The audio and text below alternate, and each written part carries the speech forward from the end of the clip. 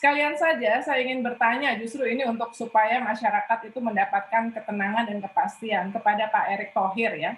Untuk vaksin mandiri ini, Pak Erick, siapa atau organisasi mana yang akan mengelola vaksin mandiri ya? Rencana alokasinya gimana? Misalnya siapa dapat berapa banyak misalnya, ini kan juga belum jelas. Pembayarannya bagaimana? Berapa dosis yang disediakan pemerintah untuk jatah vaksin mandiri? Suplainya dari mana? Banyak Apakah loh ini ngambil pertanyaannya. ngambil yang apa sekalian? Apakah pemerintah yang PO order langsung atau swasta yang PO dari produsen? Kemudian bagaimana dengan cold chain pakai punya siapa? Karena Pak Wiku hari ini mengakui bahwa ada masalah soal cold chain dengan vaksin, distribusi vaksin yang sekarang untuk nakes ya. Registrasinya bagaimana? Vaksinatornya dari mana? Harganya tadi Usman mengatakan ditentukan oleh siapa? Sampah biohazardnya diurus oleh siapa? Ini pertanyaan-pertanyaan yang di kalangan well known community bahkan mereka juga belum tahu. Mungkin ini malam ini kesempatan yang baik untuk Pak Erick untuk menjelaskan. Silakan Pak Erick, ini udah seperti rapat dengar pendapat dengan DPR kayaknya Pak Erick, pertanyaan yang Mbak Uni. Ini mesti tupoksi Kemenkes nih, bukan saya. Tapi kan begini, di Satgas. Tapi gini, bahwa Presiden kan sudah memutuskan vaksin gratis untuk rakyat Indonesia. Lalu penurunannya apa? Jelas Presiden dengan pemerintah sekarang dengan segala upaya melakukan pengadaan vaksin. Vaksin itu kita suntikan pada saat ini ke nakes, lalu bertahap ke lain-lainnya. Nah, lalu vaksin mandiri tentu kalau kita lihat prioritas pemerintah adalah yang gratis. Nah, mandiri ada tuntutan baru ketika bahwa kita ingin membantu pemerintah dengan menyuntikkan gratis kepada karyawannya. Jadi ini konteksnya ya. Jadi kalau kita lihat mandiri pun konteksnya gratis oleh para perusahaan untuk juga menyuntikkan kepada karyawan dan buruhnya. Nah, dengan ini tentu kembali menjadi biasalah dinamika. Karena itu kita rapatkan di Ratas, kita juga bicara dengan DPR, KPK, BPK, BPKP, LKPP. Alhamdulillah semuanya juga menyetujui, mendukung. Media saya rasa juga banyak mendukung. Nah, tinggal bagaimana tidak dan bolehnya atau boleh dan tidaknya. Pembicaraan awal yang disepakati, satu, merek vaksin yang gratis tidak dipakai untuk yang vaksin mandiri, mereknya. Ya, jadi misalnya kalau kita ya sebenarnya sudah diputuskan Sinovac, Novavax, AstraZeneca, Pfizer yang tentu dibelenggung di bawah payung Gavi dan Covax itu adalah yang gratis.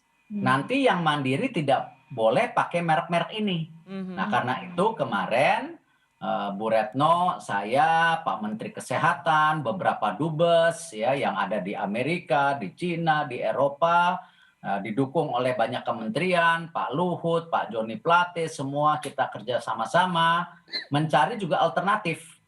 Nah, ada Sinovac misalnya yang dari China. Ada juga Moderna yang mirip dengan Pfizer. Ada juga Johnson & Johnson. Kita sekarang sudah buka bicara dengan mereka. Nah, tetapi konteksnya tetap pemerintah yang mengadakan. Jangan sampai ini kayak APD, kayak PCR, harganya gila-gilaan di market. Nah, karena itu BPKP, LKPP juga sudah menyarankan nanti ada ketentuan harga, tidak boleh sebebas-bebasnya. Nah, nanti kalau swasta mau beli, ya tentu dengan pengadaan pemerintah, dia buat siapa, nah buat karyawannya di daerah mana, tentu payungnya sama dengan sesuai dengan strategi yang dilakukan pemerintah.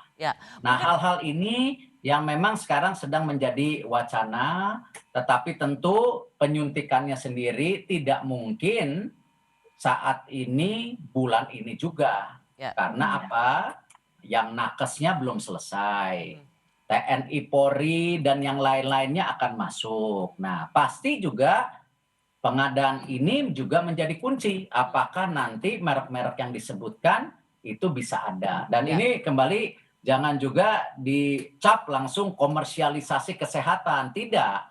Justru pemerintah memayungin ini jangan mengurangi komersialisasi itu. Ya, Nah, Pak Erik, hal-hal ini Pak yang Erik, kita ada jaga. satu kata kunci menurut saya yang harus betul-betul secara jelas dikatakan oleh pemerintah ketika vaksin mandiri ini atau vaksin gotong royong atau apapun istilahnya, di mana private sector ingin ikut ambil bagian vaksinasi untuk karyawannya, untuk para buruhnya, itu satu nggak boleh bayar, nggak boleh karyawannya pun tidak boleh potong gaji atau tidak boleh beli. Jadi kata kuncinya adalah gratis. Sehingga apakah Dibantu. apakah itu diberikan oleh pemerintah, apakah karyawan atau buruh yang terdaftar dalam satu perusahaan tertentu, tidak ada satupun warga negara Indonesia yang divaksin dengan bayar. Jadi kata kuncinya adalah bagaimana Ini kan yang tadi kita namakan gotong royong sama-sama. Ya, apakah Dan itu oleh tetap pemerintah? Saya juga harus tetap senang. melalui proses uji klinis juga kan Pak Erik ya. Bu, ya harus. Pasti dong. Nah, itu dia. Itu Jadi satu yang lagi harus. artinya swasta nggak bisa impor langsung ya, swasta nggak bisa impor ya, pemerintah ya.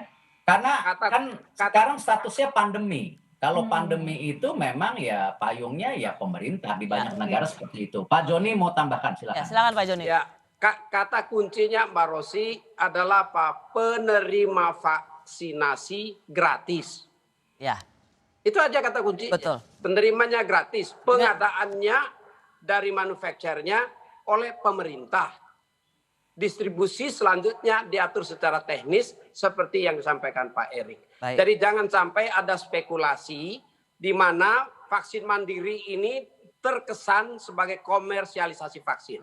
Karena Jangan sampai ada itu. betul, karena kalau mendengar apa yang menjadi argumentasi para pengusaha misalnya, mereka juga ingin terlibat supaya ikut mempercepat herd immunity, mereka juga ingin karyawan mereka sehat, buruh mereka juga bisa sehat. lebih cepat. Karena kalau menunggu lagi kita tidak tahu apakah akhir tahun atau tahun depan, maka ya itu tidak akan mempercepat kekebalan imunitas. Jadi saya rasa ini sebuah usulan yang baik. Semoga ini bisa digodok dan baik juga di pemerintahan Pak Erik dan bisa dijelaskan secara loud and clear pada masyarakat.